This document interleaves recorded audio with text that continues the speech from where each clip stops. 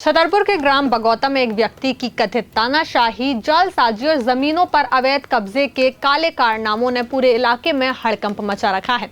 दो अलग अलग पीड़ितों ने इस पूरे विवाद के मुख्य कर्ता धर्ता पुष्पेंद्र राजपूत के खिलाफ मोर्चा खोलते हुए कलेक्टर पार्थ जायसवाल, डीआईजी विजय कुमार खत्री और एसपी रजत सकलेचा को शिकायती आवेदन सौंपे हैं। इन आवेदनों में पुष्पेंद्र राजपूत पर भूमाफिया की तरह दूसरों की कीमती जमीनों पर जबरन कब्जा करने, सगे भाई को धोखा देने और विरोध करने पर जान से मारने की प्रत्यक्ष धमकी देने के बेहद संगीन आरोप लगाए गए हैं।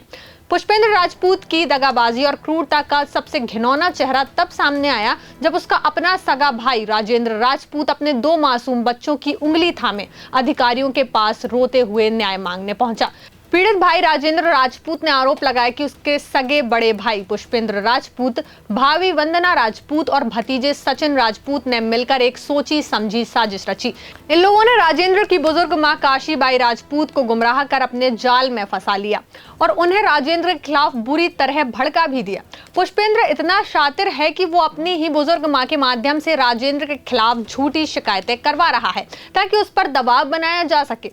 राजेंद्र ने बताया कि पुष्पेंद्र और उसके बेटे सचिन ने मिलकर पिता की पूरी संपत्ति पर अकेले डाका डाल दिया है।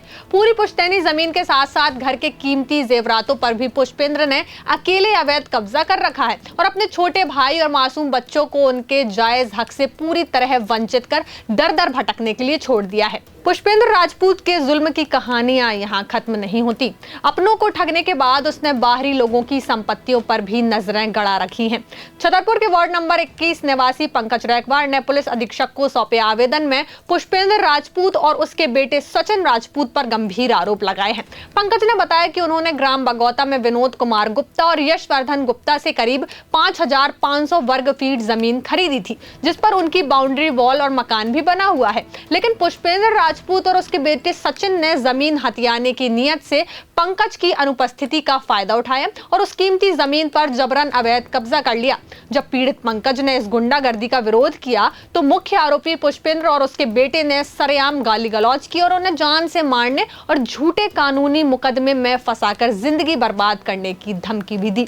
बहरहाल ग्राम बगौता और आसपास के क्षेत्रों में पुष्पेंद्र राजपूत और उसके परिवार के इस कथित तानाशाही रवैये को लेकर आम जनता में भारी आक्रोश पनप रहा है। चर्चा है कि पुष्पेंद्र बड़े पैमाने पर जमीन घोटालों में लिप्त है और अपने रसूख के बल पर पीड़ितों की आवाज को दबाने की कोशिश कर रहा है। पीड़ितों ने जिले के आला अधिकारियों से मांग की है कि इस कथित भूमाफिया पुष्पेंद्र राजपूत और उसके सहयोगी बेटे के खिलाफ तत्काल सख्त से सख्त कानूनी कार्यवाही की जाए, अवैध कब्जा हटाया जाए और पीड़ित भाई और मासूम बच्चों को उनका पुश्तैनी हक वापस दिलवाया जाए। क्या नाम है आपका? राजेंद्र राजपूत। कहाँ के हो?